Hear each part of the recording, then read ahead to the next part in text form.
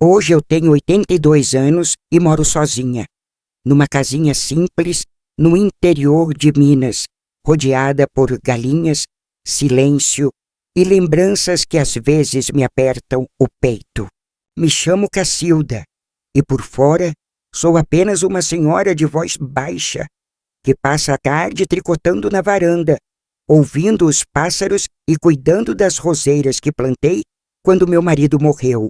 Quem me vê assim, de chinelo nos pés e cabelo branco preso num coque frouxo, pensa que minha vida foi pacata, feita de rezas, panelas no fogão e netos correndo pelo quintal.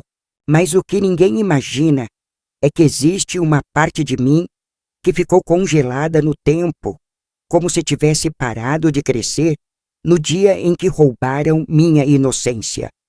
Essa parte eu escondi a vida inteira. Tranquei num canto da memória e joguei a chave fora, achando que assim ela morreria de fome, sem ar, sem atenção. Mas não morre. Memória não morre. Ela espera, quieta, o momento em que a gente enfraquece um pouco, baixa a guarda e aí ela volta com força, pedindo para ser ouvida. Eu resisti por décadas. Resisti enquanto criava meus filhos, enquanto enterrava meu marido, enquanto via a vida passar como quem vê o trem na estação, sabendo que não vai embarcar. Mas agora, no silêncio da velhice, percebo que guardar esse segredo só me adoeceu por dentro. Nunca contei para ninguém, nem para as mulheres da igreja, nem para minha comadre Judite, que sabe tudo da minha vida, nem mesmo para minha filha mais velha, que sempre me disse: "Mãe, a senhora tem um olhar triste quando acha que ninguém está vendo." Pois bem, hoje resolvi que vou contar, porque cansei de ter medo de um fantasma que já devia ter se apagado há muito tempo. Porque sei que tem outras mulheres que viveram coisas parecidas e ainda carregam a culpa que não é delas. E porque, talvez, se eu tiver coragem de dizer com todas as letras o que me fizeram, outra menina por aí encontre força para não se calar. Eu não quero morrer sem dar voz àquela criança que eu fui, tão pequena, tão confusa, tão sozinha. E tudo começou com uma frase dita no escuro. "Isso é só entre a gente, tá bom?" Meu tio Tadeu falava isso com um sorriso calmo, como quem oferece um doce. E eu, coitada, acreditei. Acreditei por anos. Eu tinha apenas 7 anos quando o tio Tadeu veio morar com a gente.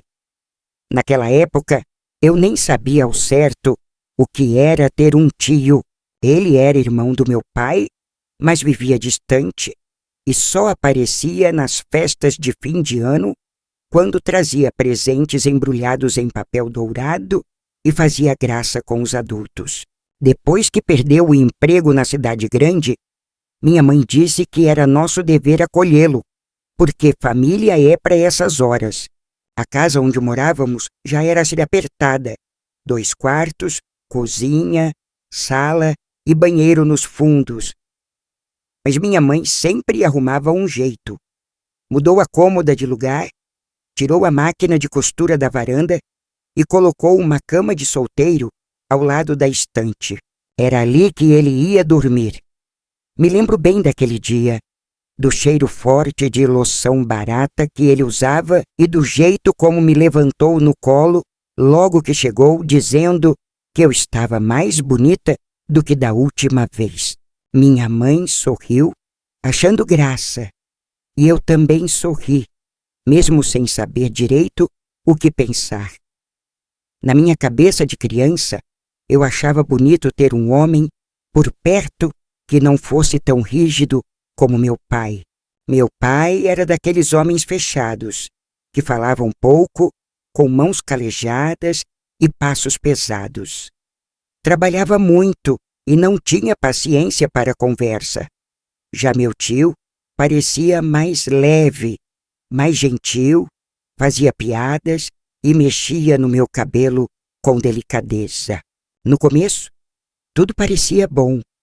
Ele lavava a louça depois do almoço, ajudava minha mãe a carregar as compras e até consertou a bicicleta do meu irmão. Todo mundo dizia que ele era um homem de coração bom, que só precisava de uma nova chance na vida. E eu, pequena como era, quis acreditar nisso com todas as minhas forças. Foi numa dessas tardes quentes, quando minha mãe tinha saído para trabalhar e meu pai ainda não tinha voltado da roça, que tudo começou.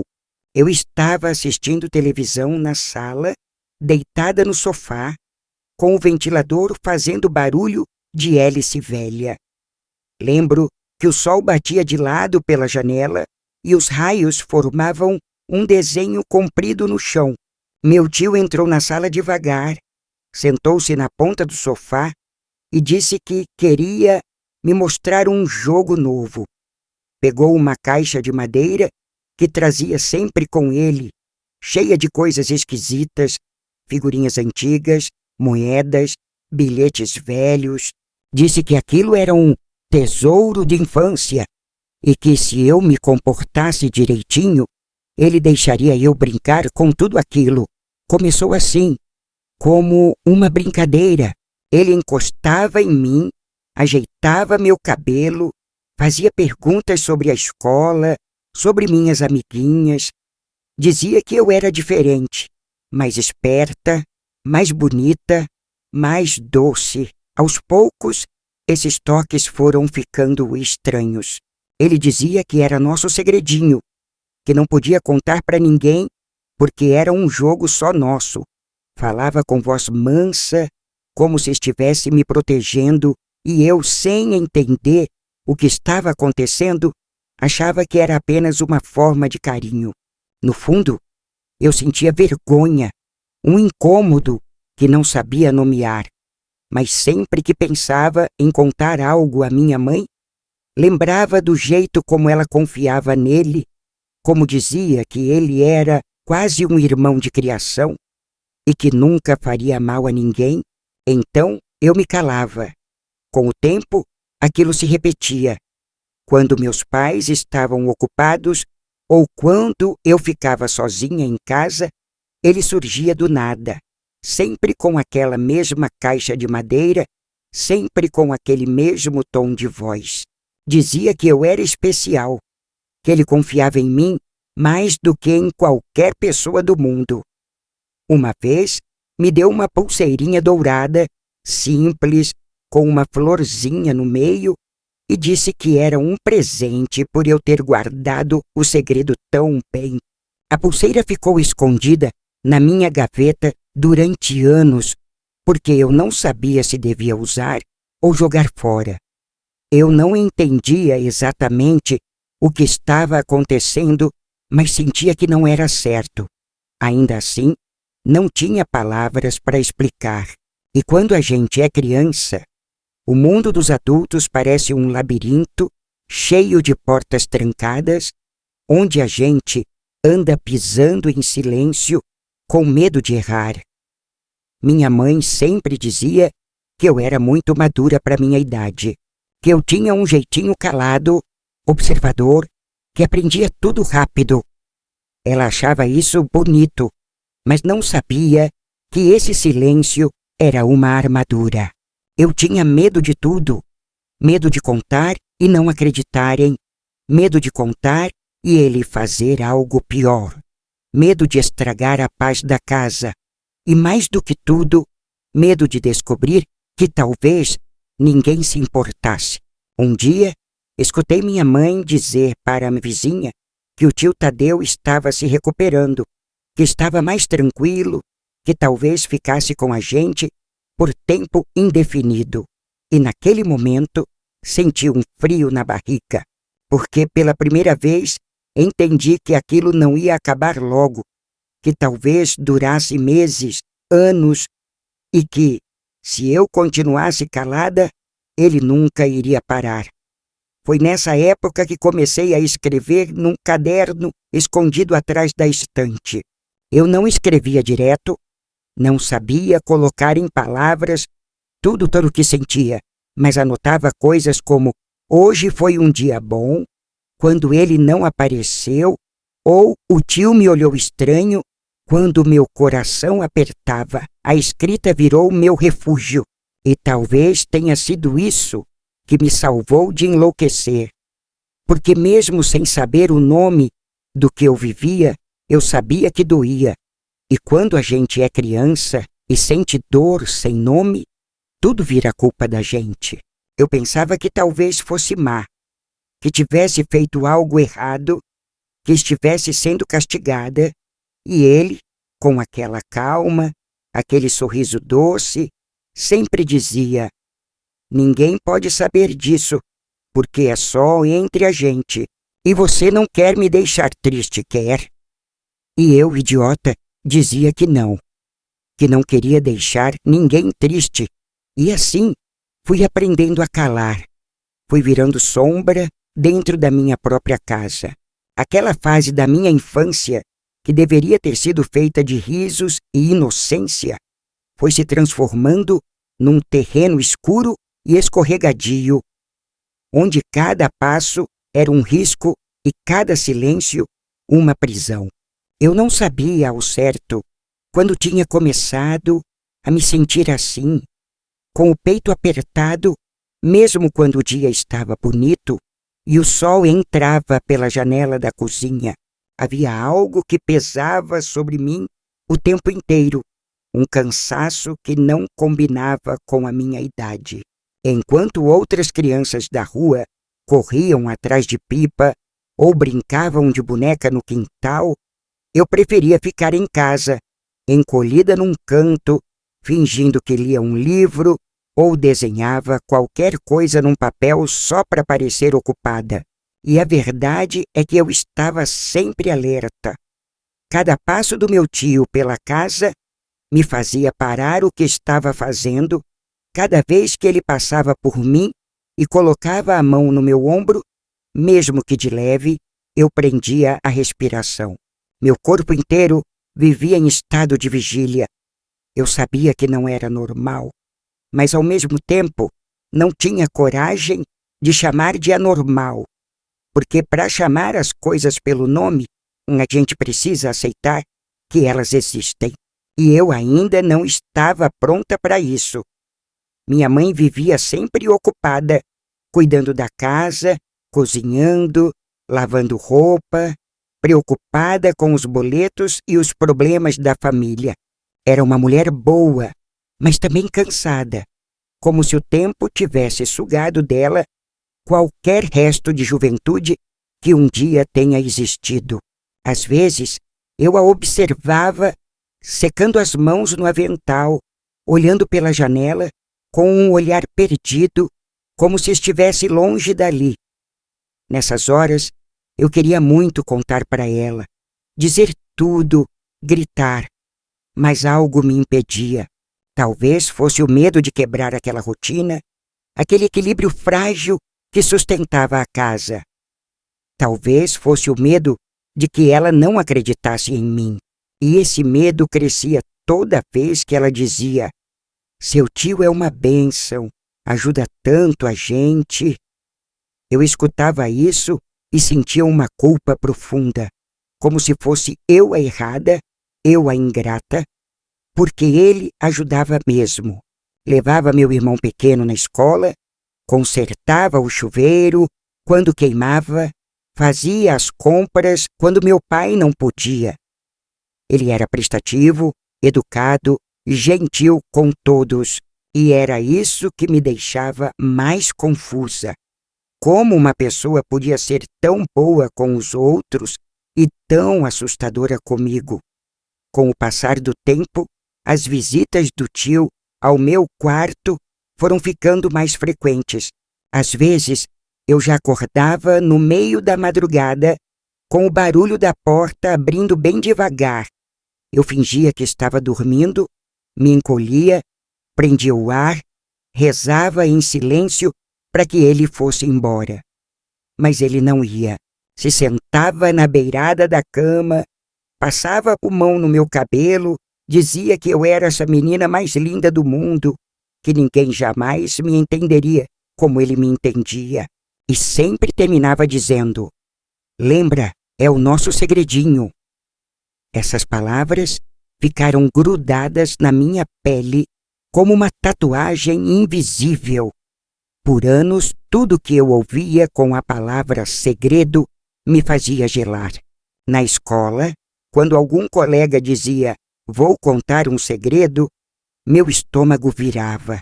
Eu me tornava outra, mais fechada, mais quieta, mais desconectada do mundo ao redor.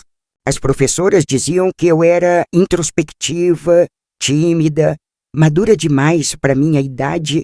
Eu tirava boas notas, não dava trabalho, não falava alto, mas ninguém percebia o que havia por trás daquele comportamento. Eu era apenas uma menina com medo.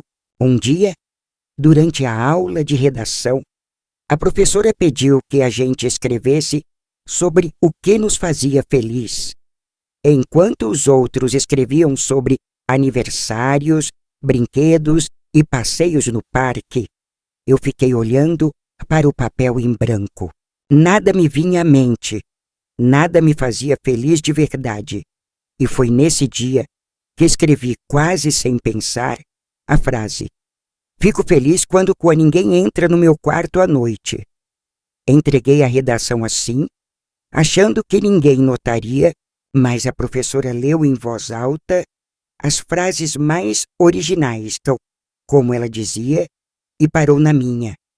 Não leu em voz alta, mas depois da aula me chamou para conversar. Perguntou se estava tudo bem, se eu queria contar algo.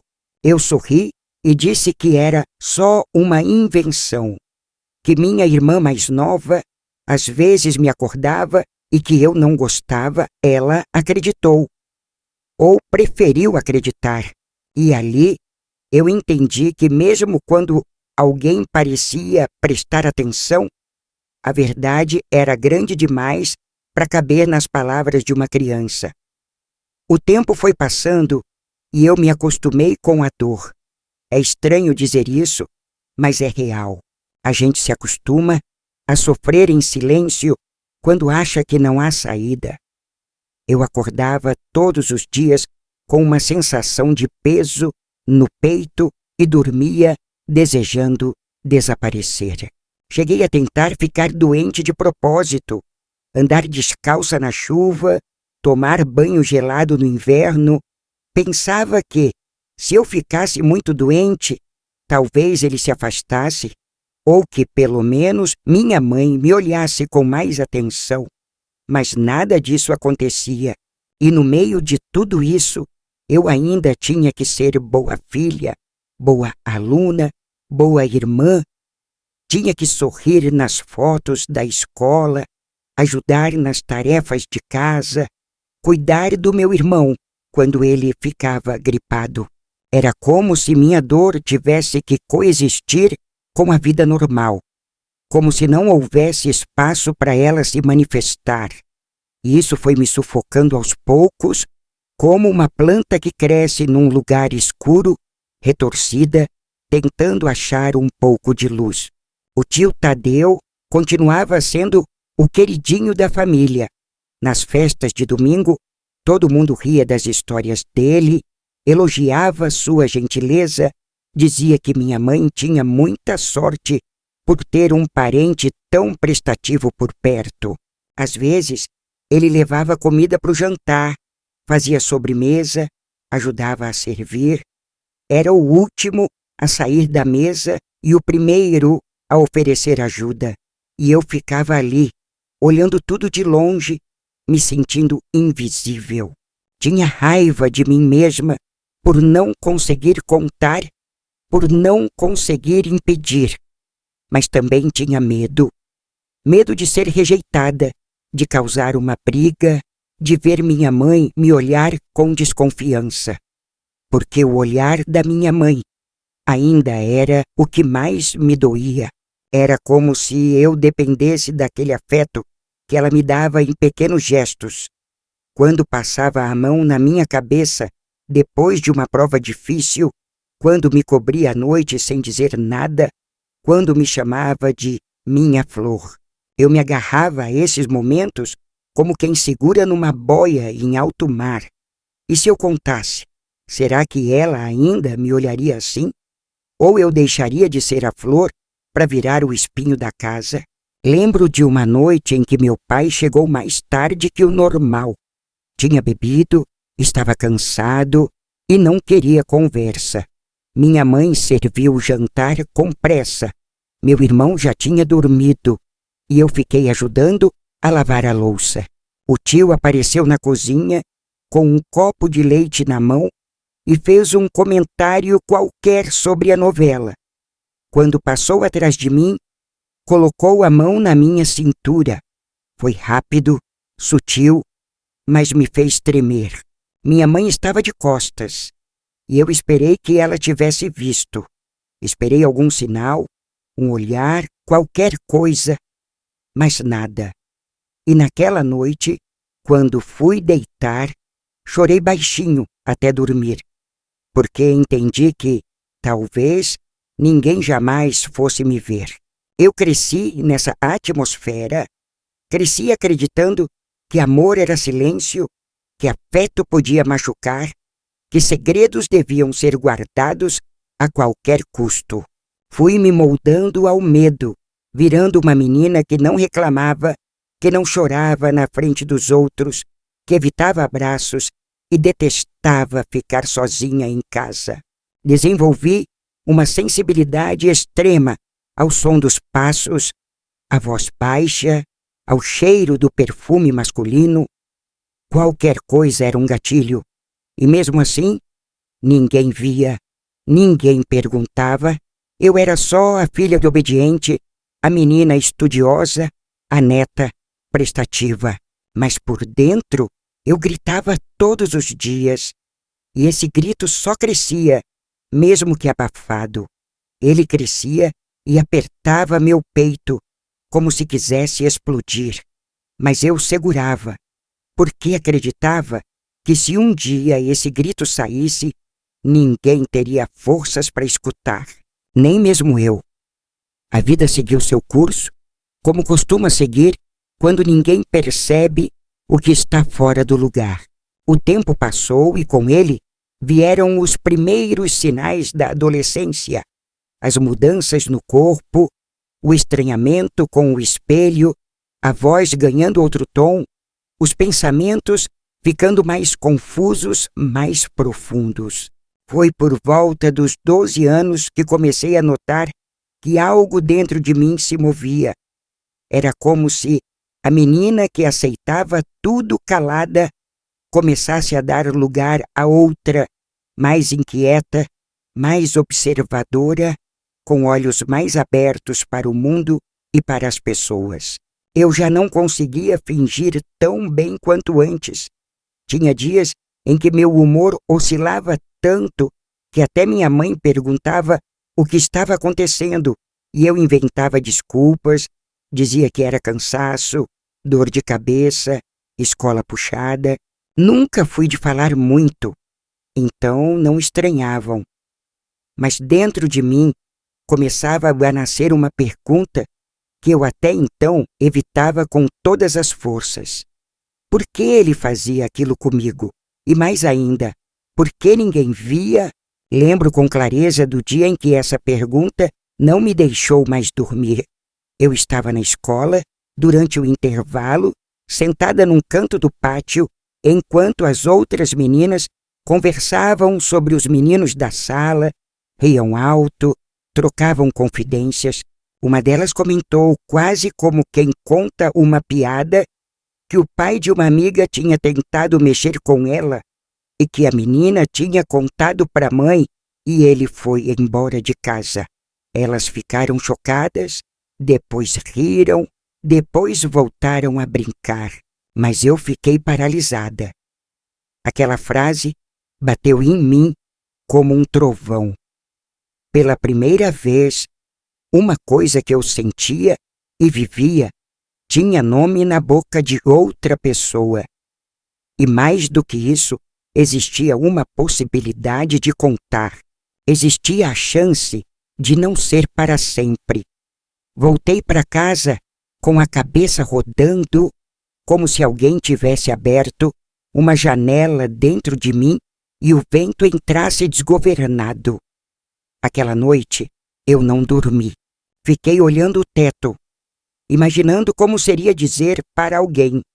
O medo ainda era maior que tudo, mas a semente da dúvida tinha sido plantada e dali em diante eu já não conseguiria fingir que não sabia o que estava acontecendo. Foi nesse mesmo mês que ganhei um tema de redação na escola. O que é família para você? E eu sentei na cadeira, com a caneta na mão, olhando no papel, sentindo um nó na garganta. Escrevi um monte de frases genéricas no começo. Que família é amor, é cuidado, é apoio. Mas quanto mais eu escrevia, mais eu sentia a distância entre aquelas palavras e a minha verdade. Até que, num impulso, escrevi: família é o lugar onde a gente deveria se sentir segura, mas nem sempre se sente. Quando entreguei o trabalho, tremi. A professora me chamou na sala dela no dia seguinte. Ela não me pressionou, não fez perguntas diretas, mas disse que se eu precisasse conversar, ela estava ali. Eu balancei a cabeça, agradeci e saí. E naquele momento eu percebi. Os adultos até podem perceber alguma coisa, mas nem sempre querem olhar de verdade. Talvez por medo de descobrir algo que não saibam como lidar, talvez por preguiça de se envolver, talvez porque acreditam que crianças exageram. E foi aí que a revolta nasceu em mim. Não era só tristeza, nem só medo. Era uma indignação que me queimava por dentro e que eu ainda não sabia como colocar para fora. Nessa mesma época, meu tio Tadeu começou a mudar. Não em relação a mim, porque comigo ele sempre manteve a mesma postura sorridente e invasiva. Mas diante dos outros, ele passou a ficar mais calado, mais recluso, mais irritadiço. Meus pais começaram a perceber que ele andava estranho. Comentavam entre si que ele parecia deprimido, que talvez precisasse de ajuda. Eu ouvia tudo calada. Pensava com meus botões. E eu? Alguém percebe que eu também não estou bem? Que eu evito comer na mesa quando ele está? Que fico tensa quando ele se aproxima? Mas ninguém via. Ninguém nunca via. E talvez fosse isso o que mais me matava. Essa sensação de estar gritando por dentro e o mundo continuar girando como se nada estivesse acontecendo. Eu comecei a observar tudo com outros olhos. Notava como minha mãe evitava conversar sobre o passado da família, como desconversava quando alguém perguntava por que o Tadeu nunca se casou. Ela dizia que ele era homem de espírito livre, que nunca quis ter família. Mas algo no tom dela já não me convencia. Será que ela sabia? Será que em algum canto da alma dela havia uma desconfiança que ela mesma recusava a escutar? Uma noite, vi os dois conversando baixinho na cozinha e minha mãe chorava. Eu não ouvi o que diziam, mas gravei a imagem e fiquei pensando, será que ela já viu algo e escolheu fechar os olhos? Será que, de alguma forma, ela sentia o que eu vivia, mas não queria encarar? Essa dúvida me acompanhou por muito tempo, como uma sombra silenciosa que me seguia em cada passo.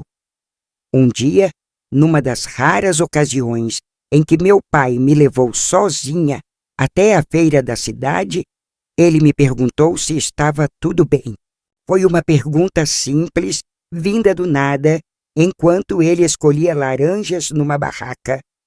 Mas me desmontou. Meus olhos encheram de lágrimas. Respondi que sim, claro, que estava tudo certo. Ele apenas assentiu com a cabeça e continuou escolhendo as frutas. Talvez tenha notado meu estado. Talvez tenha fingido que não viu. A verdade é que naquele momento eu percebi uma coisa que me doeu mais do que qualquer outra. Ninguém podia me salvar.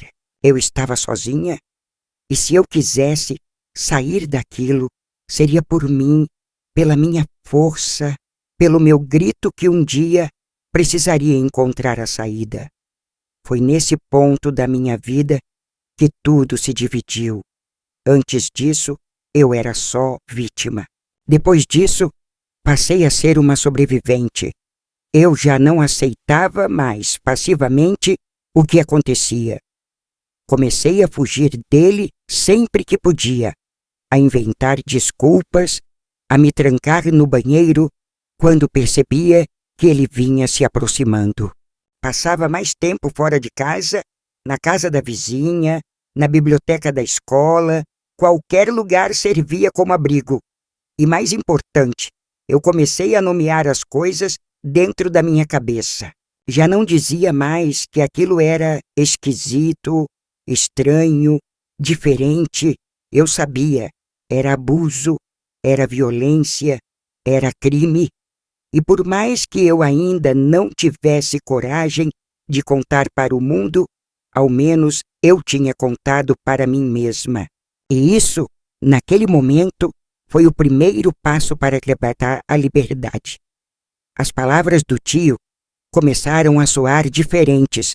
Antes, eu escutava "é nosso segredo" e acreditava. Agora, cada vez que ele dizia isso, eu sentia raiva. Queria responder que não era segredo nenhum, que era vergonha dele, que era culpa dele, mas não dizia. Ainda não. Porque minha voz ainda não tinha força suficiente para romper com tudo, mas ela estava crescendo, eu sentia, como uma brasa que, alimentada pelo vento certo, um dia viraria fogo. E foi ali, nessa fase de descoberta interna, que eu soube, minha vida nunca mais seria como antes, porque agora eu via, e quem enxerga não volta a ser cego. Eu estava pronta para lutar, mesmo sem saber ainda como. Pronta para resistir, pronta para um dia falar. E isso já era o começo da mudança. Depois que a verdade se acendeu dentro de mim, mesmo que em silêncio, mesmo que escondida, eu já não era mais a mesma. Era como se eu carregasse comigo uma ferida aberta que ninguém via, mas que sangrava todos os dias. Já não dava mais para fingir, para sorrir em fotografia, para ser aquela menina quieta que todos elogiavam por ser comportada. Eu continuava calada, é verdade, mas agora era um silêncio diferente. Era um silêncio carregado de tensão, de repulsa, de cansaço. Eu evitava ficar sozinha com ele, evitava cruzar o olhar, desviava o corpo em qualquer aproximação. E mesmo assim, ele continuava rondando, como se ainda tivesse controle, como se ainda acreditasse que eu era a mesma criança de antes. Ele não percebia que por dentro eu já tinha começado a fugir. E eu acho que ele sentia isso, porque as abordagens começaram a mudar. Já não eram mais gestos gentis ou palavras doces. Começaram a aparecer ameaças disfarçadas, comentários venenosos, como quando me disse, num fim de tarde em que estávamos sozinhos na sala: "Você está ficando metida. Acha que pode mandar agora? Não esqueça que ainda moro aqui e conheço todos os seus segredos." Eu gelei. Não respondi. Só saí devagar, com o coração acelerado, com os olhos cheios de lágrimas que não deixei cair. Nesse período, eu comecei a ter crises de choro sem motivo aparente. Minha mãe dizia que era coisa de menina crescendo, que os hormônios deixavam a gente sensível, mas não era isso. Era desespero, era medo que não passava, era a sensação constante de estar pisando em ovos, de que a qualquer momento algo pior podia acontecer. Às vezes eu tinha vontade de gritar, de sair correndo, de sumir, mas eu não sabia para onde ir. Não tinha refúgio. Até a escola, que antes era meu lugar seguro, começou a parecer fria e distante. As colegas já não falavam mais das mesmas coisas que eu. Eu não conseguia pensar em festa, em maquiagem, em primeiro beijo. Eu não queria mais crescer, porque para mim, crescer estava sendo sinônimo de dor. E cada vez que eu me olhava no espelho e via meu corpo mudando, sentia vergonha, me encolhia, usava roupas largas, evitava me ver por muito tempo. Comecei a andar com os ombros curvados, o olhar no chão, como quem quer desaparecer, e ainda assim ele olhava, ainda assim ele rondava, ainda assim ele sorria. Houve um dia, em especial, que me marcou como uma cicatriz na memória. Era um sábado, e minha mãe tinha saído com meu pai para resolver um problema na feira. Meu irmão tinha ido dormir na casa de um coleguinha. Fiquei sozinha em casa com meu tio. Eu já tinha aprendido a me trancar no quarto sempre que isso acontecia. Mas naquele dia, ele bateu na porta. Disse que precisava conversar, que eu não podia tratá-lo daquele jeito, que eu estava sendo malcriada. Eu respondi que não queria conversar. Ele insistiu. Eu não abri. Ele bateu mais forte. Disse que, se eu não abrisse, ele ia dizer para minha mãe que eu estava rebelde, que estava desrespeitando os mais velhos. Eu tremia. Fiquei parada, encostada na porta, com as mãos suadas. Então, ele parou. O silêncio foi pior do que as batidas. Depois de alguns minutos, ouvi os passos se afastarem. Esperei ainda mais. Quando finalmente saí, fui direto para a lavanderia. Me escondi atrás das roupas, no varal, e chorei como há muito tempo não chorava. Senti um ódio tão grande dele, mas também de mim mesma. Por estar ali, por não ter forças, por ainda não conseguir romper com aquele ciclo. E naquele dia, prometi a mim mesma: isso não vai durar para sempre. Mesmo que eu não saiba como, eu vou sair disso. Aos poucos, comecei a fazer planos, pequenos, tímidos, mas meus. Juntei algumas moedas que achava pela casa, escondi num pote de metal embaixo da cama. Imaginei que, se um dia eu realmente precisasse fugir, teria pelo menos algum dinheiro. Comecei a observar a rotina da casa com mais atenção. Sabia a hora que meus pais saíam, que horas voltavam, quando meu tio saía para resolver coisas na cidade. E mais do que isso, comecei a prestar atenção na minha irmã mais nova. Ela era pequena ainda, tinha uns 7 anos e até então parecia viver num mundo à parte, inocente, leve, protegida, mas um dia vi ele passando a mão nos cabelos dela e dizendo que ela estava crescendo linda. E eu travei. Meu corpo inteiro congelou. Foi como se uma sirene disparasse dentro de mim. Naquela hora, eu soube. Ele podia tentar fazer com ela o que fez comigo. E se eu tivesse suportado tudo calada até aquele momento, era porque achava que o peso era só meu. Mas ver que ele podia estender essa sombra para outra pessoa, E ainda por cima, uma criança da minha família, minha irmã, me fez despertar de um jeito brutal. Eu não podia permitir. Não mais. A partir daquele dia, passei a vigiar minha irmã de perto. A acompanhava nos momentos em que ele estava em casa. Inventava brincadeiras no quintal só para tirá-la de dentro, oferecia ajuda com a lição de casa para que ela não ficasse sozinha na sala. Eu não dormia direito. Qualquer barulho à noite me fazia levantar, andar pela casa, verificar se a porta do quarto dela estava fechada. E foi esse medo de que ele a tocasse que começou a me dar coragem. Não por mim, mas por ela. Foi então que comecei a escrever cartas. Cartas que eu nunca entregava. Escrevia para minha mãe, para a professora, para a polícia. Contava tudo, tintim por tintim. Depois, rasgava. Mas escrever era uma forma de treinar, de preparar a fala, um ensaio da verdade. E cada vez que eu escrevia, sentia um pouco mais de força, porque escrever para mim era como falar sem ser ouvida, e aquilo já era um passo adiante do silêncio absoluto em que eu vivia. A situação em casa começou a ficar insustentável. O clima era tenso, pesado.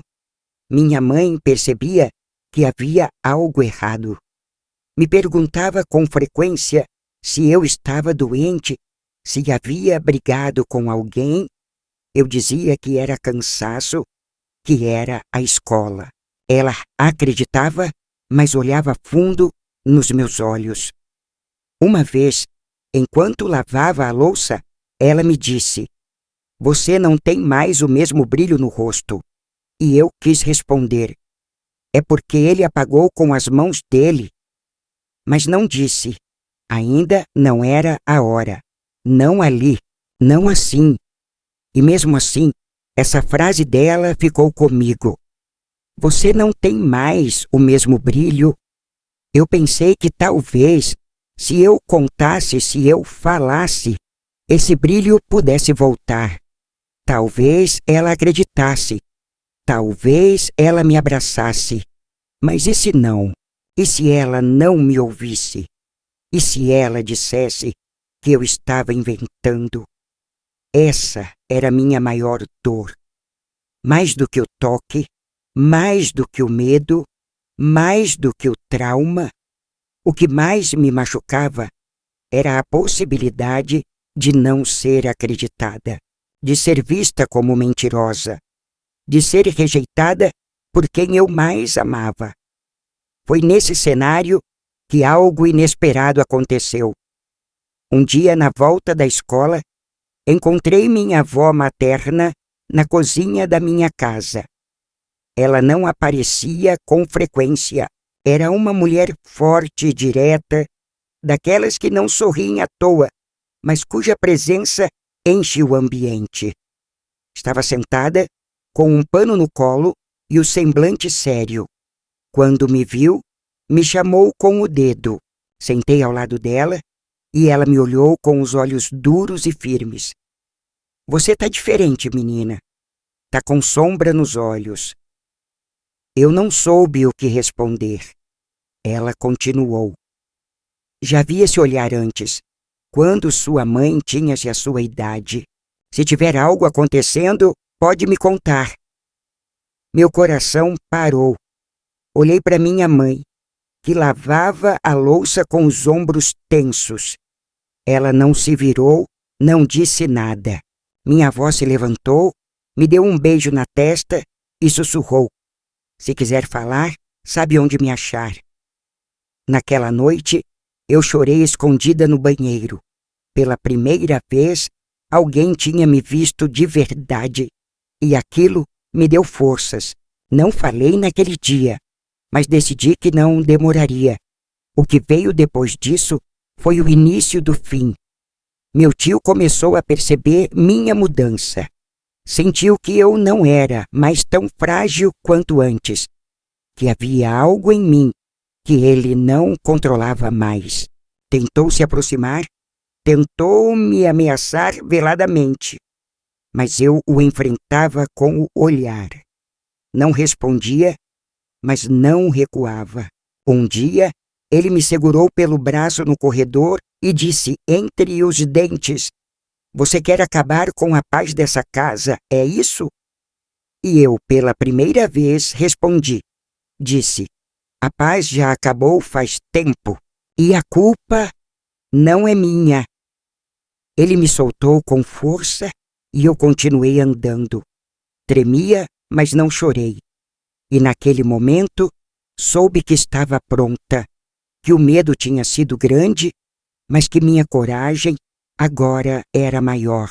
Que se ele quisesse me calar, teria que gritar mais alto que minha dor. E ninguém grita mais alto que uma menina que resolveu não se calar nunca mais.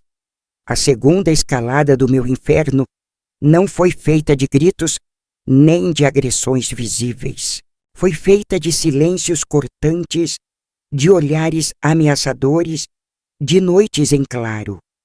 Foi o período em que eu entendi o tamanho da minha solidão, mas também descobri a potência da minha resistência. Foi quando comecei a deixar de ser prisioneira e a me tornar, pouco a pouco, a dona da minha própria história, porque já não bastava sobreviver. Eu queria viver. E viver, para mim, significava tirar esse peso das costas, abrir essa ferida para o mundo ver e, quem sabe, finalmente, deixá-la cicatrizar. Eu não sabia ainda como seria, mas sabia que estava perto, muito perto. E isso, por si só, já era por a primeira luz, depois de tantos anos em completa escuridão. A decisão de falar não veio como um raio, nem como uma explosão. Ela nasceu devagar, como uma gota insistente caindo no mesmo ponto da pedra. Foi se formando ao longo dos dias, das noites mal dormidas, dos olhares desviados, das palavras não ditas. Foi crescendo dentro de mim cada vez que minha irmã sorria inocente para aquele homem, sem saber do perigo, cada vez que minha mãe me perguntava se estava tudo bem e eu mentia com um nó na garganta, cada vez que eu olhava para a janela e pensava em fugir sem deixar bilhete, só para não ter que enfrentar mais um dia naquela casa. Eu não sabia como seria quando chegasse o momento, só sabia que ele estava perto. Meu corpo inteiro gritava por isso. Eu já não comia direito. O estômago parecia sempre apertado, como se algo estivesse me corroendo por dentro. As roupas ficavam largas, meu cabelo caiu mais do que o normal e minha voz, quando saía, vinha baixa, seca, sem alma. Eu era uma sombra dentro de mim, mas essa sombra, curiosamente, é que me salvou, porque no fundo dela havia um facho de luz, a lembrança da menina que eu fui, que um dia acreditou que era amada, que achava que carinho era algo seguro, que esperava sorrisos sem segundas intenções. E eu precisava honrar essa menina, precisava dizer a ela que aquilo tudo não era culpa dela, que ela não era suja, nem errada, nem menor, que ela era vítima e que eu, agora com voz, a defenderia. O momento chegou numa manhã aparentemente comum. Era uma quarta-feira. Chovia fraco lá fora e o cheiro de terra molhada, misturado com café coado, preenchia a cozinha. Minha mãe passava a roupa da escola da minha irmã. Meu pai já havia saído para o trabalho e o tio Tadeu estava na sala lendo o jornal como sempre. Minha irmã me pediu ajuda com uma lição e sentamos juntas na mesa. Ela escrevia devagar, desenhando as letras, enquanto falava sozinha, como fazia quando se concentrava. De repente, ela disse uma frase que me cortou por dentro. Algo simples, banal, mas que naquele contexto foi como uma lâmina. O tio disse que sou a nova princesinha dele. Eu travei. Minhas mãos gelaram, minha boca secou, minha respiração ficou curta. Eu a encarei e ela sorriu. Não havia malícia ali, não havia dor. Ainda não. Mas eu sabia o que vinha depois. Eu conhecia o caminho que ele percorria e eu jamais permitiria que ela passasse por ele. Levantei da mesa, quase tropeçando no banco, e fui direto para a lavanderia. Fechei a porta e comecei a tremer. Ali, naquele espaço abafado, com cheiro de sabão e roupa molhada, eu entendi que não podia esperar mais. Que se eu me calasse mais um dia, uma semana, um mês, poderia ser tarde demais.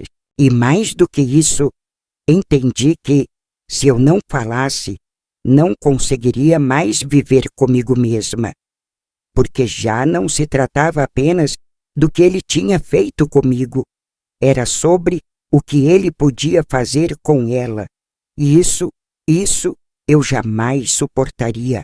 Voltei para dentro da casa com as pernas bambas. Minha mãe me viu pálida e perguntou se eu estava passando mal. E pela primeira vez eu olhei nos olhos dela e disse: "A gente precisa conversar." Ela largou o ferro de passar, me seguiu até o quarto e fechou a porta. Sentei na cama, respirei fundo, engoli o choro e comecei a contar. Não consegui fazer um discurso bonito. Falei como pude. As palavras saíam atropeladas, desordenadas, mas vinham carregadas de verdade. Disse que aquilo acontecia desde que eu era criança, que o tio Tadeu me tocava, que dizia que era nosso segredo, que eu tinha medo, vergonha, que me calava por não saber o que fazer. E disse, com lágrimas escorrendo, que agora ele estava se aproximando da minha irmã, que estava usando as mesmas palavras, os mesmos gestos, e que eu não podia permitir que aquilo se repetisse. Minha mãe me olhava sem piscar. No começo parecia não entender.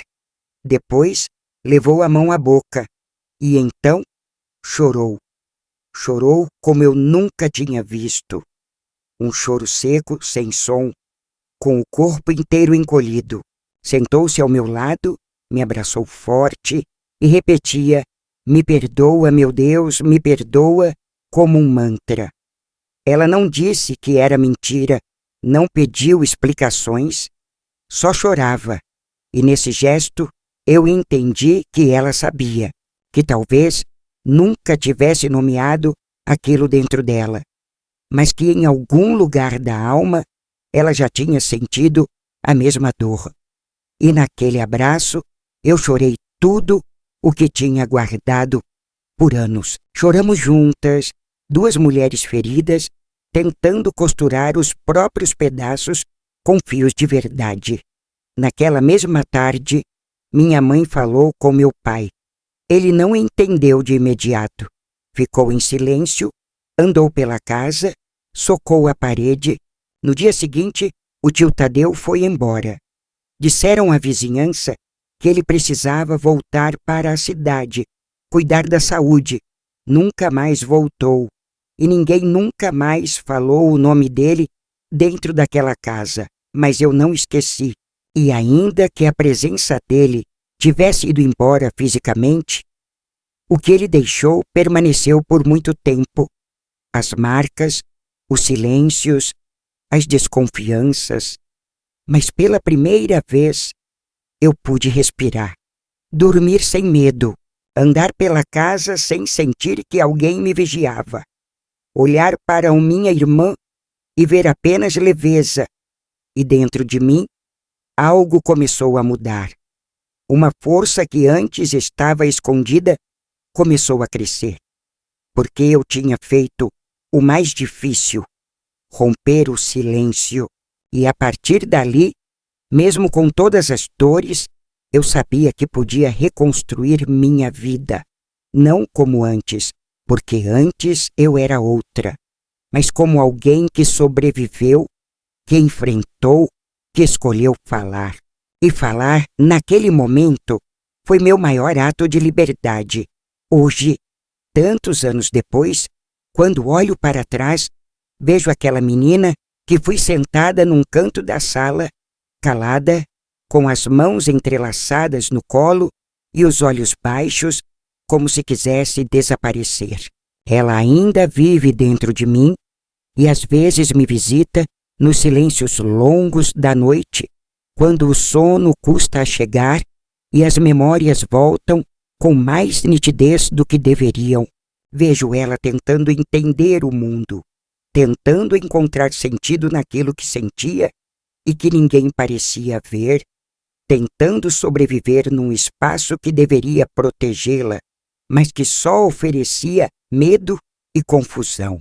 E o que mais me comove, o que me esmaga o peito, mesmo depois de tanto tempo, é saber que ela nunca teve culpa de nada, que tudo que carregou nos ombros pequenos e frágeis era peso dos outros, responsabilidade dos adultos, falha de quem deveria cuidar, proteger, acolher, e por tanto tempo eu acreditei que a culpa era minha.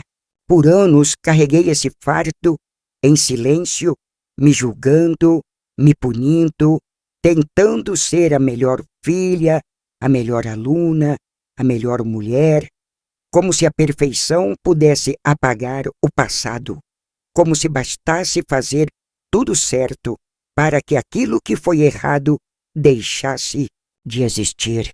Mas não deixa. O que aconteceu não se desfaz, não se apaga, não se desmente, só se transforma quando ganha nome, voz, espaço. Quando finalmente contei o que vivi, não foi como tirar um peso das costas de uma vez só, como muita gente gosta de imaginar. Foi um processo lento, dolorido, muitas vezes confuso. Mesmo depois que meu tio foi embora, mesmo depois que minha mãe me abraçou, mesmo depois que meu pai chorou escondido na varanda, eu ainda sentia medo. Medo de que ninguém acreditasse de verdade, medo de ser vista com pena, medo de que achassem que eu estava exagerando. A confiança que me foi arrancada na infância não voltou imediatamente. Foi preciso tempo, cuidado, paciência. Fui crescendo com essa cicatriz e por muito tempo não falei mais sobre isso. Era como se eu tivesse feito minha parte, contado, e agora precisasse esquecer. Mas a memória não se apaga por vontade e o silêncio, mesmo quando é rompido, deixa ecos. Carreguei esses ecos por toda a vida. Eles estavam presentes quando decidi não ir a certas festas, quando recusei convites de colegas para dormir fora, quando fugi do primeiro namorado que tentou me tocar sem pedir. Estavam nas minhas reações exageradas, nos meus choros inesperados, no medo irracional de portas entreabertas. E mais tarde, quando tive meus filhos, os ecos viraram gritos. Eu vigiava demais, protegia demais, temia demais. Demorei a entender que o trauma molda não só quem fomos, mas também quem nos tornamos. Demorei mais ainda a aceitar que não era vergonha nenhuma carregar marcas desde que a gente aprenda a olhar para elas com amor e não com culpa. Minha mãe, depois daquele dia em que tudo veio à tona, mudou muito. Ela ficou mais quieta por um tempo, como se estivesse revendo tudo que viveu, tudo que deixou passar.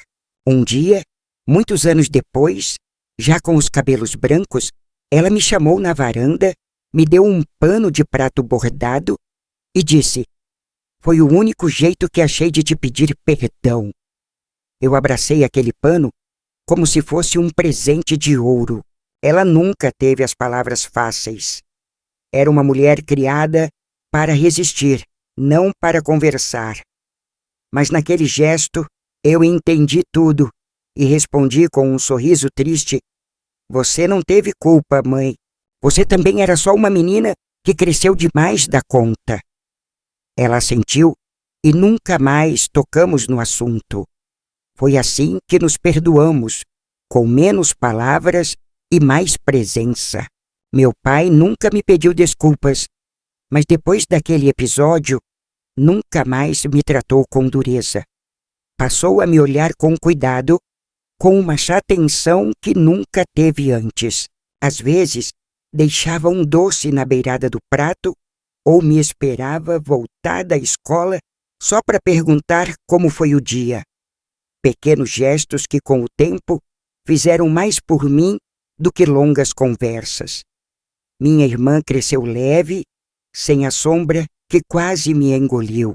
Tornou-se uma mulher sorridente, segura, cheia de vida.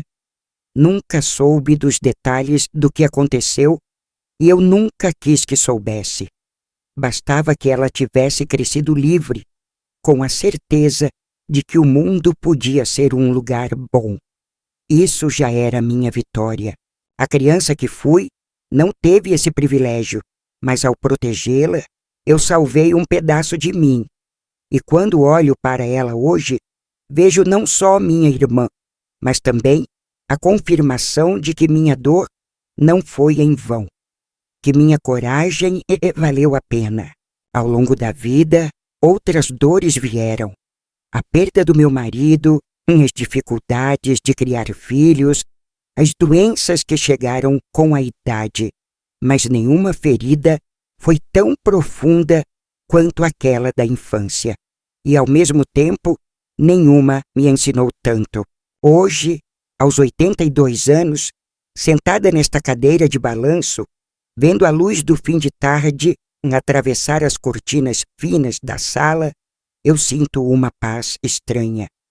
Não é uma paz feita de esquecimento, é uma paz feita de aceitação, de saber que sobrevivi, de saber que não sou mais aquela menina calada que aceitava tudo sem entender. Hoje sou uma mulher inteira, ainda que feita de partes coladas. E decidi contar essa história não para despertar piedade, mas para que outras mulheres, outras meninas, outras avós que talvez estejam me ouvindo agora, saibam que nunca é tarde para quebrar o silêncio. Que a dor pode ter morado em você por décadas, mas ela não precisa morrer aí dentro. Que às vezes, só o fato de falar já muda o rumo de tudo. Contar essa história me libertou.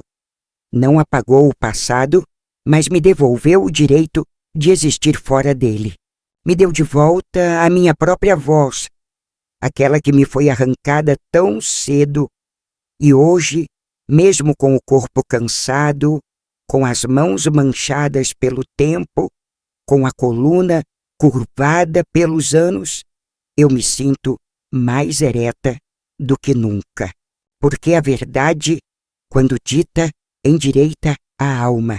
E agora que disse tudo, que não guardei mais nada, posso finalmente descansar. Não da vida, mas do peso. E talvez, só talvez, a menina que fui, aquela que chorava no escuro, esteja neste momento sorrindo dentro de mim. Porque ela, enfim, foi ouvida. E isso, para mim, já basta.